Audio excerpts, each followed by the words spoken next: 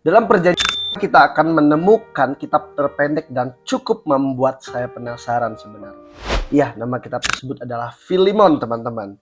Pertanyaan saya adalah kenapa kitab tersebut menjadi kitab pendek dan apa sih maksud dari kitab tersebut untuk si pembaca sampai hari ini. Shalom teman-teman, selamat datang kembali di channel Bakat Rohani. Selamat datang bagi teman-teman yang baru mengunjungi channel ini. Terima kasih bagi kalian yang selalu mensupport channel ini dari awal sampai hari ini. Video kali ini kita akan membahas tentang kitab Filemon, baik sebagai kitab maupun sebagai personalnya. Tapi setelah yang satu ini. Kitab Filemon ini cukup unik ya teman-teman, karena memang hanya memiliki satu pasal saja. Surat ini ditulis oleh seorang apologet Kristen ternama, yaitu Rasul Paulus. Penulisan kitab ini terjadi selama dia berada dalam penjara.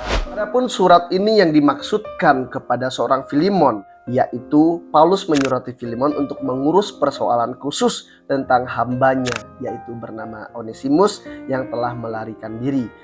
Rasul Paulus memohon kepada Filemon agar yang pertama, menerima Onesimus dengan kasih sebagai sahabat sama seperti dirinya.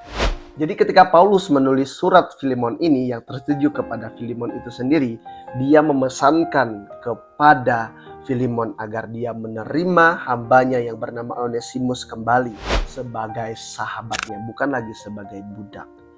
Yang mana Filemon juga menganggap Paulus sebagai sahabatnya. Dan yang kedua, Onesimus yang sekarang bukanlah Onesimus yang dulu, yang artinya Onesimus sudah mengalami perbaharuan hidup yang dikatakan bertobat. Secara garis besar, surat Paulus kepada Filemon ini menyampaikan tentang adanya kedamaian. Secara singkat pembahasan mengenai Filemon sebagai kitab, dan kita akan membahas tentang Filemon sebagai personalnya. Filemon dengan arti nama yang mengasihi adalah seorang Kristen yang berjemaat di Kolose, hasil dari penginjilan Rasul Paulus.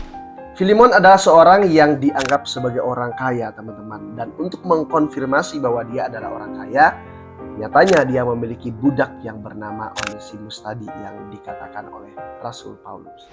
Filemon ini memiliki seorang istri yang bernama Apfia dan anaknya bernama Archippus. Satu-satunya kitab yang menyebut namanya yaitu kitab Filemon saja, di mana namanya sendiri ya teman-teman. Filemon sebagai pribadi adalah seorang Kristen yang sangat taat dan ia sungguh-sungguh dalam melayani Tuhan. Dalam kitab Filemon ini ada yang menjadi pelajaran berharga sebagai pembaca, baik saya maupun teman-teman semua sebagai pemberitaan Injil. Yang pertama, Paulus mengatakan bahwa Filemon adalah rekan sekerjanya dalam pelayanan. Yang artinya sebagai tuntutan untuk mengampuni orang lain, antaranya adalah budaknya yang sudah mengecewakan dia, yaitu Onesimus, mengampuni dan menerima dengan kasih Kristus. Ada pesan yang disampaikan oleh Rasul Paulus kepada Filemon sebagai pribadi, di mana dia juga ada seorang pelayan Tuhan. Dan seorang pelayan itu harus memiliki hati yang besar, yang artinya adalah mau mengampuni.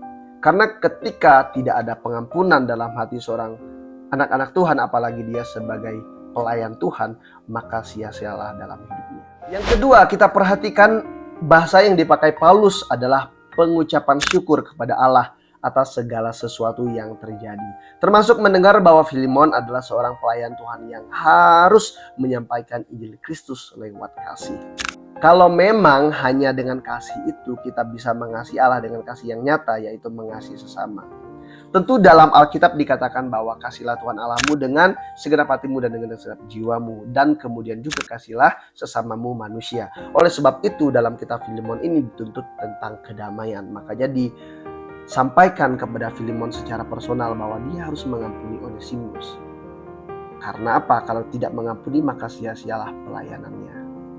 Demikianlah pembahasan secara singkat dari kitab Filemon, teman-teman. Bagaimana menurut kalian? Jika kalian memiliki pendapat yang lain, silakan tulis di kolom komentar. Kiranya juga menjadi pembelajaran buat kita, dan Tuhan Yesus memberkati. Salam kepo rohani.